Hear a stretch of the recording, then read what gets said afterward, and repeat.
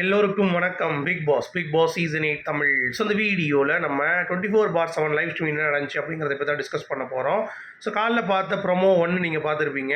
அதில் வந்து யார் யாரெல்லாம் வேலை செய்கிறாங்க, யார் யாரெல்லாம் வேலை செய்யவே இல்லை, யார் யாரெல்லாம் வேலை செய்கிற மாதிரி பாச்சாங்கு பண்ணுறாங்க அப்படிங்கிறது தான் டாஸ்க்கு.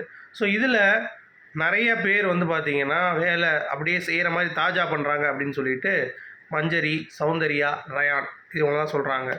வேலை செய்கிறவங்களில் அருண் அண்ட் பவித்ரா தான் வாங்குகிறாங்க. வேலையே செய்யாதவங்களில் ராணுவ தான் முக்கால்வாசி இருக்கார் அப்படிங்கிறது பார்க்க முடியுது. ஸோ அவர் சாட்சனாவை சொல்கிறாங்க. இந்த 2 பேர் தான்.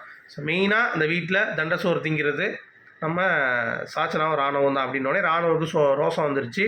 ஸோ எடுத்து பெருக்க ஆரம்பிக்கிறாரு. என்னையா ராணுவம் அவங்க சொல்லும் போது எதாவது செய்யுங்க அப்படின்றது தான். ஸோ ராணுவம் என்ன தான் இன்னசென்ட்டாக இருந்தாலும் ராணுவம் என்ன தான் வந்து பார்த்திங்கன்னா கரெக்டாக வந்து அவருடைய பாயிண்ட்டை வந்து கொஞ்சம் பேச ஆரம்பித்தாலும் இன்னும் நிறைய எஃபர்ட் போட வேண்டியிருக்கு.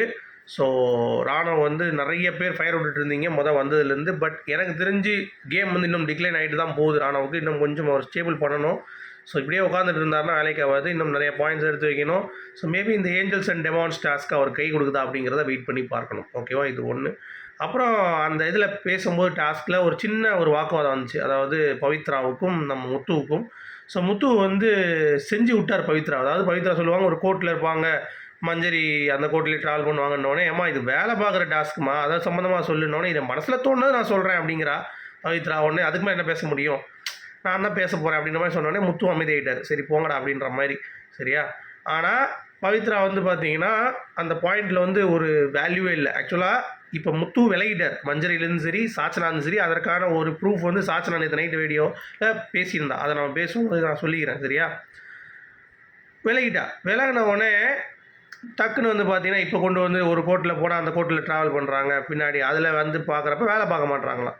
வேலை பார்க்குற மாதிரியே பாசாங்க பண்ணிவிட்டு அவங்கக்கிட்ட வந்து க்ளோஸாக இருக்காங்கன்ற மாதிரி சொல்கிறாங்க. அடுத்து மஞ்சரி நம்ம சௌந்தர்யா சொல்கிறதும், சௌந்தர்யா மஞ்சரி அப்படின்ற மாதிரி சொல்கிறதும் வேடிக்கையாக இருந்துச்சு. அங்கேயே ஏதாவது ஒரு வாக்குவாதங்கள் இருக்கும் பார்த்தா மஞ்சரி சிம்பிளாக சொல்லிட்டாங்க. இந்த மாதிரி சௌந்தர்யா உனக்கு இந்த இடத்துல வேலை சரியா, நீ பார்க்க மாட்டு அப்படியே சீனை போடுற அப்படின்ற மாதிரி, நீங்களும் அப்படி தான் பண்ணுறீங்க மஞ்சரி அப்படின்ற மாதிரி சௌந்தர்யா சொல்லியிருக்காங்க. மற்றபடி யார் எதுவுமே இல்லை. எவன் சொன்னாலும் சிரிச்சுக்கிறானுங்க, வேலை பார்க்கலன்னு சொன்னாலும் ஈன்றக்கான பல காட்டுறானுங்க. இந்த மாதிரி தான் போயிட்டுருக்கு. ஸோ எப்பயும் அதில் நம்ம எதிர்பார்க்க முடியாது.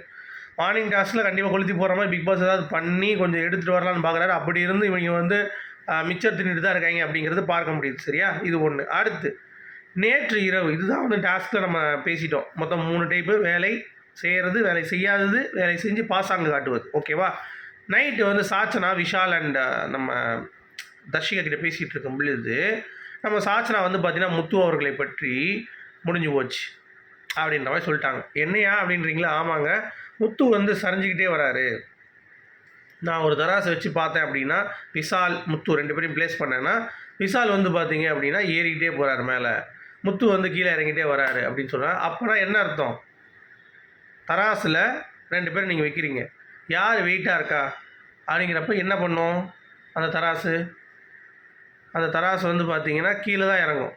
இப்போ 10 கிலோ போகிறீங்கன்னா 5 கிலோ போகிறீங்கன்னா 10 கிலோ தான் இறங்கும். அப்போனா வெயிட் எவன் அதிகமாக இருக்கான்? இந்த வீட்டில் வெயிட்டாக இருக்கிறது விஷால் தான் அப்படின்ற மாதிரி அந்தம்மா சொல்கிறாங்க. ஆனால் முத்துமா தராசு நீ யூஸ் பண்ணதில்லை போல் தெரியுது. தராசை ஒழுங்காக பிடிச்சாதானே தெரியும் எந்த சைடு போகுது எந்த சைடு போகுது.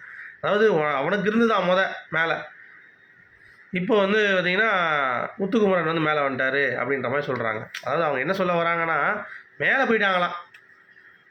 முத்துக்குமரன் கீழே இருந்தாப்புல நல்லா வெயிட்டாக. இப்போ வந்து விஷால் வந்து அப்படியே கீழே போயிட்டார், முத்துக்குமரன் வந்து மேலே போயிட்டார் அப்படின்னு சொல்ல வராளா? இல்லை தராசை வந்து ஒழுங்காக பிடிக்க தெரியுமா அப்படிங்கிறது தெரியல சாச்சனாக்கு.